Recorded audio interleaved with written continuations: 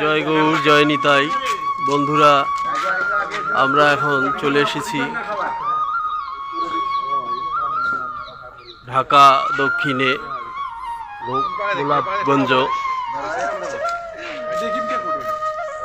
বৈষ্ণব ধর্মীয় প্রবর্তক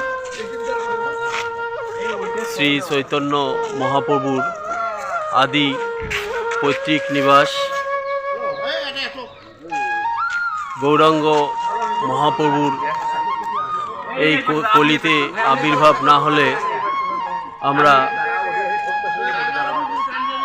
কলির যে মহামন্ত্র হরে কৃষ্ণ কৃষ্ণ কৃষ্ণ হরে হরে, হরে রাম রাম রাম হরে হরে,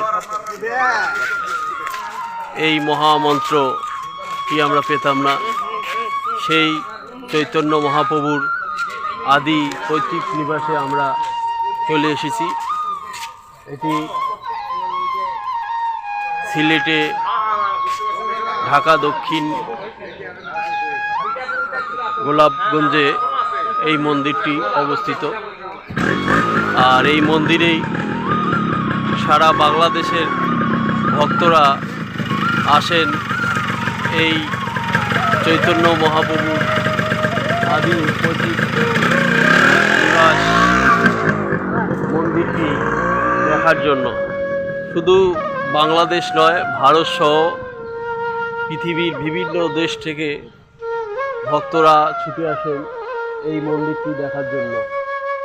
তো আপনারা সাথেই থাকবেন আর ভিডিওটি দেখতেই থাকুন। জয় গৌর জয় নিতাই। বন্ধুরা, আমরা মন্দিরে এসেই ভগবানের প্রসাদ পেয়ে গেছি, তাই সকল ভক্তরা বসে পড়েছেন, প্রসাদ সেবা করছেন। আসলে এই প্রসাদ আমরা পেয়ে খুবই ভালো লাগছে, কারণ আমরা সারাদিনেই কিছু খাইনি। মন্দিরে ঢোকার সঙ্গে সঙ্গেই প্রভুর কি কৃপা, আমরা একদম ভর পেটে সবাই প্রসাদ সেবা করছি। কলিযুগের ভগবান শ্রীকৃষ্ণ চৈতন্য মহাপ্রভুর পৈতৃক নিবাস বাংলাদেশের সিলেট পূর্ববর্তী নাম শ্রীহট্ট জেলার গোপালগঞ্জ থানাধীন ঢাকা দক্ষিণ ধাম। কলিযুগের ভগবান শ্রীকৃষ্ণ চৈতন্য মহাপ্রভু যখন সচীমাতার গর্ভে ছিলেন, তখন তাহার পিতা মাতা এখানে এসেছিলেন। তারপর তাহার ঠাকুরমাকে ভগবান শ্রীকৃষ্ণ স্বয়ং স্বপ্নযোগ দর্শন দিয়ে বলেছিলেন, তোমার পুত্রবধূর গর্ভে যে সন্তান আসিতেছে, সেই হবে কলি যুগের পরিত্রাতা। ভগবান শ্রীকৃষ্ণ চৈতন্য মহাপ্রভু তাদেরকে এখানে না রেখে নদিয়ার নবদ্বীপে পাঠিয়ে দাও। জগন্নাথ মিশ্র ও সচীমাতা যখন নদিয়ার উদ্দেশ্যে রওনা হয়েছিল, প্রতিমধ্যে গঙ্গা বক্ষে সচীমাতার প্রসব বেদনা উঠেছিল। গঙ্গা পাড়ি দেওয়ার পরে ওপারেই এক নিম বৃক্ষের তলেই শ্রীকৃষ্ণ চৈতন্য মহাপ্রভুর জন্ম হয়েছিল। এভাবেই শ্রীকৃষ্ণ চৈতন্য মহাপ্রভুর বয়স যখন 24 থেকে 25 বছর হয়েছিল, তখন তিনি সন্ন্যাস ধর্ম গ্রহণ করেছিলেন। সচীমাতা তাহার শাশুড়িকে কথা দিয়েছিলেন যে এই সন্তানকে তিনি তাহার শাশুড়িকে দর্শন করতে নিয়ে আসবেন জগৎমাতা। সচীমাতার দেওয়া প্রতিশ্রুতি রক্ষা করতে শ্রীকৃষ্ণ চৈতন্য মহাপ্রভু সন্ন্যাস বেশে তার এই পৈতৃক ভিটা জায়গায় বাংলাদেশের সিলেট জেলার গোলাপগঞ্জ থানাধীন ঢাকা দক্ষিণ ধামে এসেছিলেন। সেইখানে এসে তিনি তার ঠাকুমাকে তথা বংশোদ্ভূত সকলকে দর্শন দিয়েছিলেন।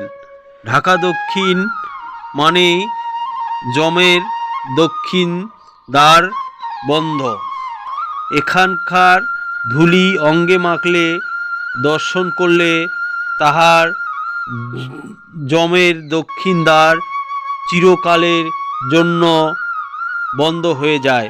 এই জন্যই এই জায়গার নামকরণ হয়েছিল ঢাকা দক্ষিণ ধাম।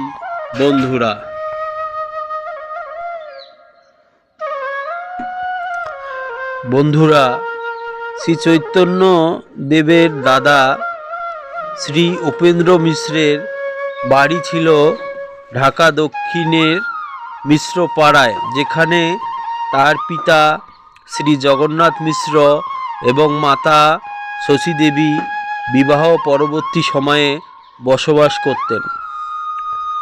অষ্টাদশ শতকের মধ্যভাগে তৎকালীন সিলেটের গোলাপ রায়ের উদ্যোগে এখানে একটি মন্দির নির্মিত হয়।